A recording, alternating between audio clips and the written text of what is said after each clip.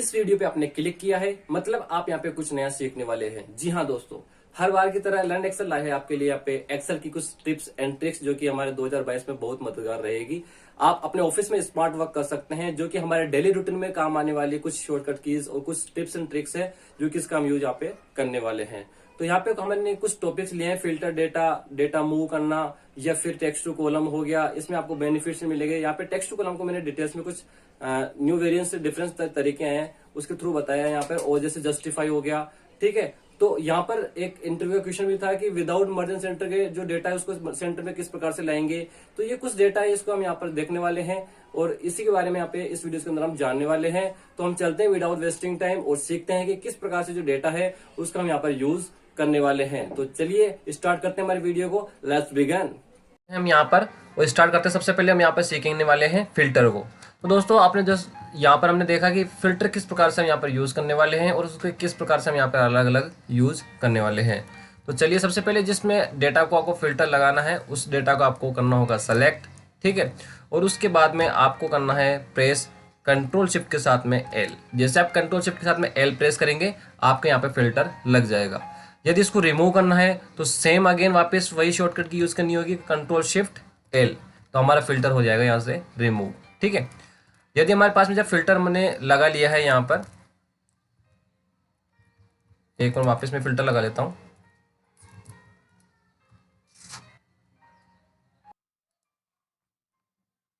यहाँ पर हमने डेटा को सिलेक्ट किया, कंट्रोल शिफ्ट एल किया, तो हमारे वापस यहाँ पे लग गया फिल्टर।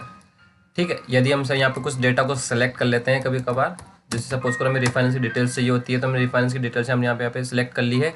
और उसके बाद में हम यहाँ पे क्या करने वाले हैं, इस फिल्टर को यदि मुझे वापस क्लियर करना है तो मुझे क्या करना होगा, यहाँ पे जाऊंगा और क्लियर फिल्टर फ्रॉम सेटलमेंट से क्लियर करूंगा, तब जाके मेरा यहाँ पे फिल्टर होगा क्लियर। तो इसके लिए भी दोस्तों एक शॉर्टकट ये है, आपको माउस यूज करने की जरूरत नहीं है। जस्ट आपको क्या करना है, Alt+D+F+S जैसे आप करोगे यहाँ पर आपका फिल्टर हो जाएगा क्लियर। ठीक है, तो इससे हम यहाँ पे फिल्टर को कर सकते हैं क्लियर फटाफट। और यदि मुझे सपोज किए यहाँ पे मुझे आप देखेंगे हमारे पास में जो फिल्टर है, फिल्टर में यदि यहाँ पर हमारे पास में फिलहाल मेरे पास में यहाँ पे सिर्फ दो ही ऑप्शन है, तो यहाँ पर मैं सिलेक्ट और अनसेलेक्ट यहाँ पे कर सकता हूँ इनको। लेकिन सपोज करो आपके पास में बहुत सारा डेटा है जिसमें आपको नीचे सर्च करके या ऑप्शन के लिए जाना पड़ता है। तो हमें सपोज करो यहाँ पे हमने बहुत सारा हमारे पास में डेटा है और यहाँ पे हमने सर्च कर लिया है OLA को। ठीक है, यदि मुझे OLA का ओनली डेटा चाहिए तो मुझे क्या करूँगा, तो यहाँ पर सिर्फ मुझे OLA टिक करके इसको करूँगा add current selection to filter, यानी कि जो मेरे पास में भी है ओनली इसी को यहाँ पर ये हाइड कर दे और रेस्ट डेटा को यहाँ पे फिल्टर कर दे। ठीक है, तो जैसे मैं यहाँ पे देखेंगे आप OLA वाला डेटा है जो हमारा हट गया है क्योंकि उसको उसने फिल्टर कर दिया है, और उसके बाद में जो रेस्ट डेटा गया है उसको आपको यहाँ पे शो हो जाएगा। इस डेटा को यदि मैं क्लियर करके यहाँ से और फिल्टर क्लियर करूँगा तो सिर्फ मेरे पास में क्या रह जाएगा, OLA वाला यहाँ पर डेटा रह जाएगा। तो इस प्रकार से आप है जो फिल्टर के थ्रू यहाँ पे सर्च करके उसके थ्रू आप जो आपको डेटा रखना है उसको आप यहाँ पे रख सकते हो। ठीक है, फिलहाल मैं वापस इसको कंट्रोल जेड के थ्रू यहाँ पे कर देता हूँ।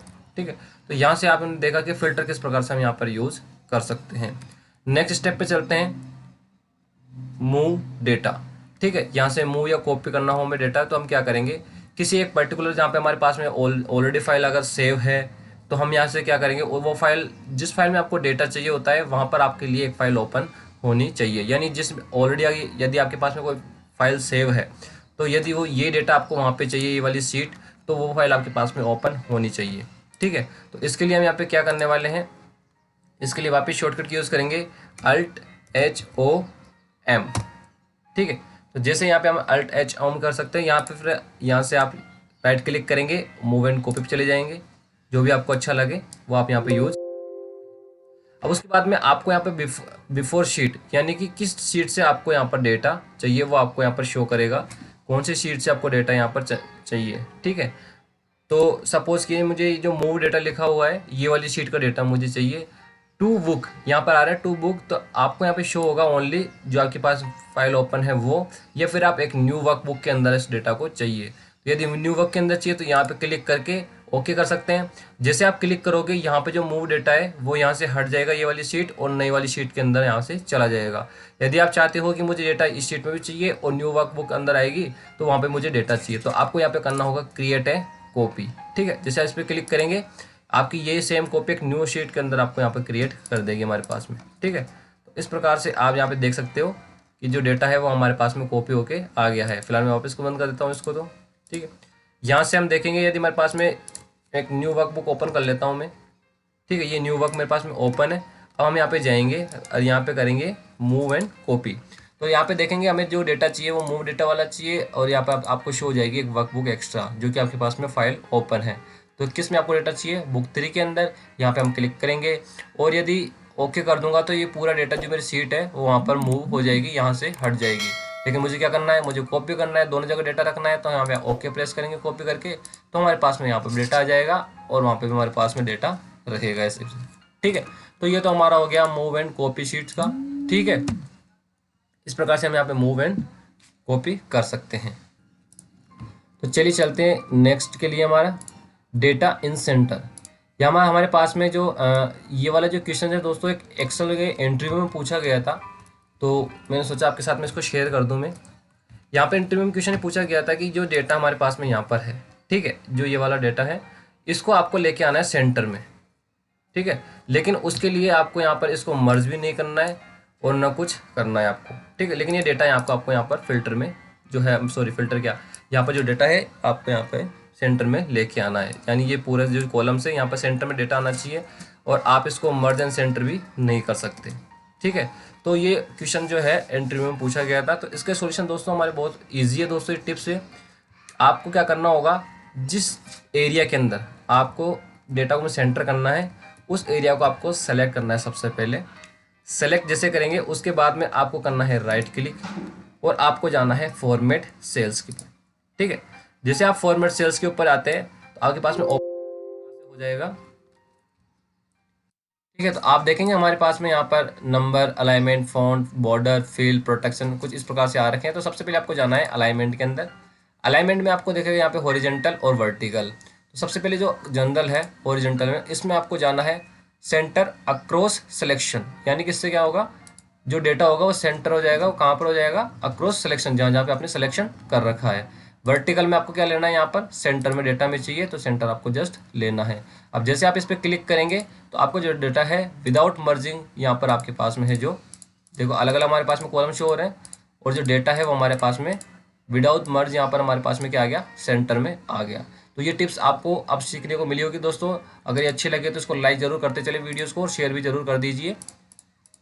आगे चलते हैं। यहाँ पर हमने देखा डेटा एंड सेंटर किस प्रकार से हम यहाँ पे इसको, फिर इसके बाद में आप इसकी फॉर्मेटिंग वगैरह कर सकते हो। ठीक है, इस प्रकार से।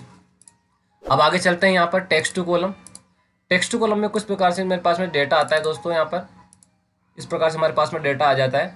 तो इन डेटा को किस प्रकार से हम यहाँ पर वेरीफाई करेंगे, यहाँ की एक सेल के अंदर हमारे पास में डेटा आ गया और इसको हम यहाँ पर अलग अलग कॉलम्स के अंदर किस प्रकार से डिवाइड करने वाले हैं। तो एक बार फिलहाल मैं इसकी कॉपी बना लेता हूँ, कुछ अलग अलग जो एग्जाम्पल्स है। तो मैंने यहाँ पे कुछ डेटा की यहाँ पे कॉपी बना ली है दोस्तों, इस प्रकार से। ठीक है, तो यहाँ पे वन बाय वन सीखते हैं किस प्रकार से कौन सा डेटा काम करने वाला है।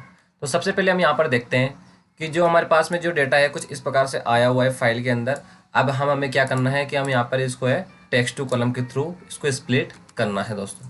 तो किस प्रकार से हम यहाँ पर करने वाले हैं, हम यहाँ पे टेक्स्ट टू कॉलम का यूज़ करेंगे। सबसे पहले हमें जो डेटा टेक्स्ट टू कॉलम करना है उसको आपको करना है सेलेक्ट। उसके बाद में आपको क्या करना है,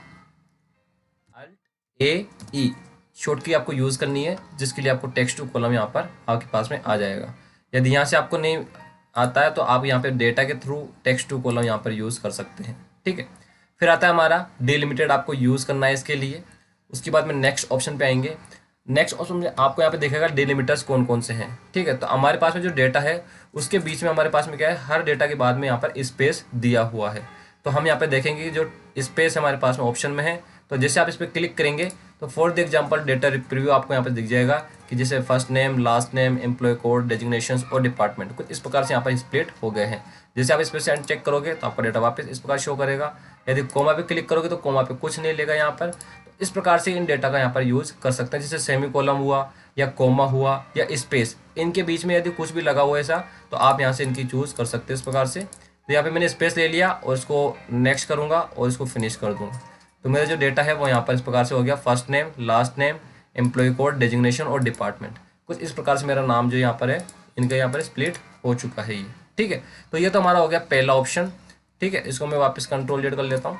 ठीक है, अब उसके बाद में चलते हैं यहाँ पर सेकंड वाले। अब इस डेटा में आप देखेंगे यहाँ पे हर डेटा में हमारे पास में कॉमा लगा हुआ है, तो इसको क्या करेंगे हम सिलेक्ट करेंगे, ठीक है, टेक्स्ट टू कॉलम यूज़ करेंगे, डिलिमिटेड, नेक्स्ट, और जैसे आप यहाँ पे क्या करेंगे कॉमा यूज़ करेंगे। यहाँ पे देखो स्पेस से कुछ नहीं आ रहा, हम जैसे इस पर कॉमा पे क्लिक करेंगे तो ये कॉमा को डेटा को लेके उसको है स्प्लिट कर देगा, ठीक है। जैसे आप इसको फिनिश करेंगे तो ये टेक्स्ट टू कॉलम इस प्रकार से हमारे पास सेम यहाँ पर आ जाएगा दोस्तों, ठीक है। और फिर नेक्स्ट हमारा यहाँ पर जिसके अंदर आप देखेंगे यहाँ पर सेमी कॉलम से लगे हुए हैं यहाँ पर इस प्रकार से, तो वैसे डेटा को हमें यहाँ पे सिलेक्ट करना है, टेक्स्ट टू कॉलम यूज़ करना है, डिलिमिटेड पे जाना है, नेक्स्ट पे जाना है। अब यहाँ पर क्या होगा दोस्तों, आप सेमी कॉलम्स में भी नहीं होगा, कॉमा भी नहीं है हमारे पास में, और स्पेस भी नहीं है, क्योंकि हमारे पास में यहाँ पर फुल स्टॉप वाला साइन लगा हुआ है। तो हम क्या करेंगे, यहाँ पे अदर्स में जाएंगे और जो भी हमारे पास में यहाँ पे साइन लगा हुआ है वो आप यहाँ पे साइन दे सकते हो।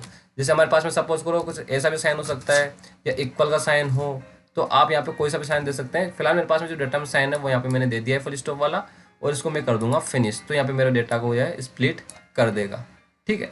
ये तो हो गया हमारा टेक्स्ट टू कॉलम का एक फुल इंट्रोडक्शन, किस प्रकार से हम टेक्स्ट टू यूज जो कॉलम है उसको किस प्रकार से हम यहाँ पे यूज कर सकते हैं।